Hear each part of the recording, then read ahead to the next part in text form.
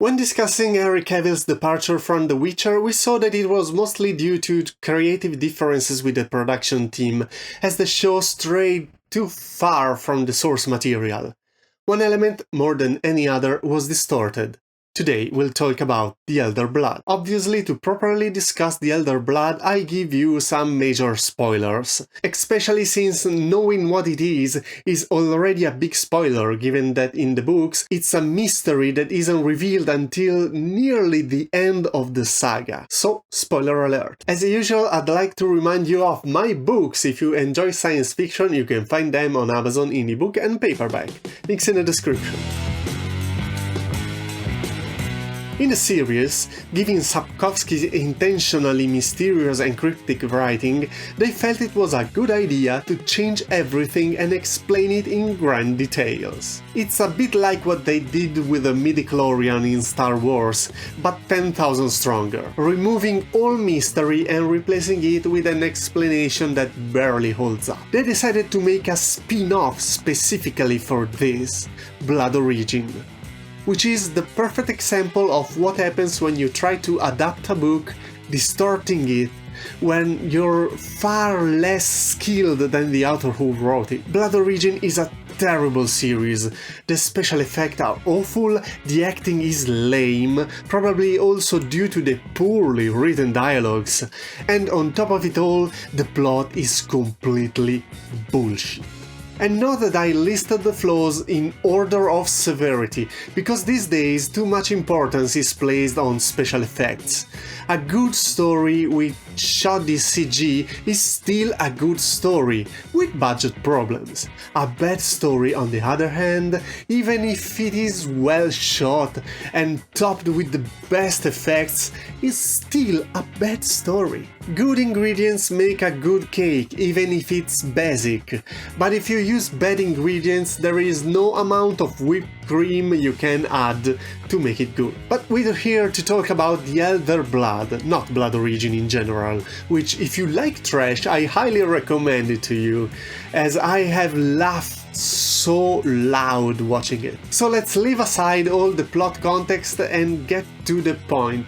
What is the Elder Blood in Netflix The Witcher? In Blood Origin, the villain summoned a giant, mega-powerful flying monster that no one can kill, something half Lovecraftian and half Japanese hentai. So two old men developed a ritual to create a super monster hunter capable of defeating it. The ritual is made of disgusting monster blood that turns you into hideous, evil creatures somewhere between an elf and a monster. Our co-protagonist, thanks to this ritual, becomes the disgusting hunter and defeats the mega monster. But that doesn't interest us. What does interest us is that after performing the ritual and miraculously surviving 1,000 sufferings, he finds the strength to give him up to the Lark, the protagonist of the series. Or rather, it's she who finds the courage to give herself up to a poor devil devastated by the herbal cocktail they gave him. The fact is, the Lark becomes pregnant, and its offspring represent the Elder Blood, which, having internalized the ritual to create the hunter fowl, gives rise to the first Witcher. The blood becomes an ingredient in potion used to create Witchers, the fruit of an improved, more balanced ritual, which, thanks to the Elder Blood instead of monster blood, allow one to maintain sanity. Okay, in the novels, the ancient blood is mentioned occasionally. Sapkowski provides some pieces of the puzzle, but the picture doesn't become complete until halfway through the Tower of the Swallow, the penultimate book, where Geralt speaks with Avallac'h, who explain the whole story. It all starts with Ithlinne's prophecy. The era of the sword and axe is nigh, the era of the wolf blizzard. The time of the white chill and the white light is nigh, the time of madness and the time of contempt, Ted the Iriad, the time of end. The world will die amidst frost and be reborn with the new sun. It will be reborn of elder blood, of Henry Cavill, of the seed that has been sown, a seed which will not sprout but burst into flame. Poetry. Would you prefer to hear it less poetic? As a result of the changes to the angle of the sun, the Earth will shift the boundaries of eternal ice far to the south. Even those mountains will be overwhelmed by a continental glacier. Everything will be covered in snow, and winter will reign. We'll wear warm pants, Geralt without emotion, fur coats and hats over our ears. "You took the word right out of my mouth," said the elf. "And those in those pants and hats will survive and would one day return here, to dig holes and rummage in the cave to plunder and steal. The prophecy of Ithlin does not mention it, but I know it. You cannot exterminate cockroaches, and humans will always have at last one prolific pair. As for us, the elves, the prophecies speak clearly. Those who follow the swallow will survive. The swallow is a symbol of spring. It is the savior, the one that opens the forbidden door to show us the way to our salvation. It will allow the rebirth of the world, the swallow, the child of the elder blood." "That means Serie," Geralt could not resist. "Or her child? How? And why?" "According to the prophecy, the world will be destroyed by an ice age, and only the swallow will be able to save the elves.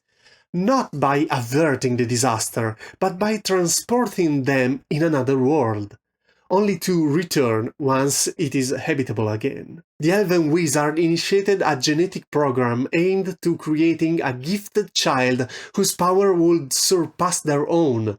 However, Lara Dorren bonded with a human instead of an elf, shattering all plans for her offspring." "And what does all this have to do with me?" growled Geralt. "You? Absolutely nothing. But it has a lot to do with Serie. Serie is a descendant of Lara Dorren Ipsidiel, and Lara Dorren favored coexistence with humans, mainly one human.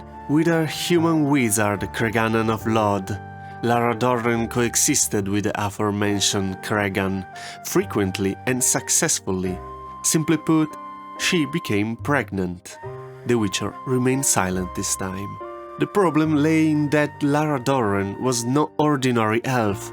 She had an extraordinary genetic makeup, the result of generations of effort.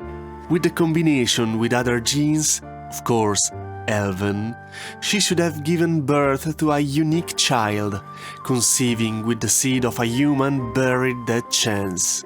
She threw away the results of hundreds of years of planning and preparation. Well, at least we thought so. No one suspected that a mongrel born of Cregan could inherit something positive from their mother. No, a marriage so unequal could not bring anything good.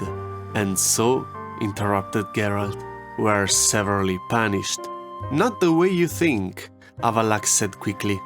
Although the relationship between Lara Dorren and Cregan brought incalculable damage to the elves, it was humans, not elves, who murdered Cregan.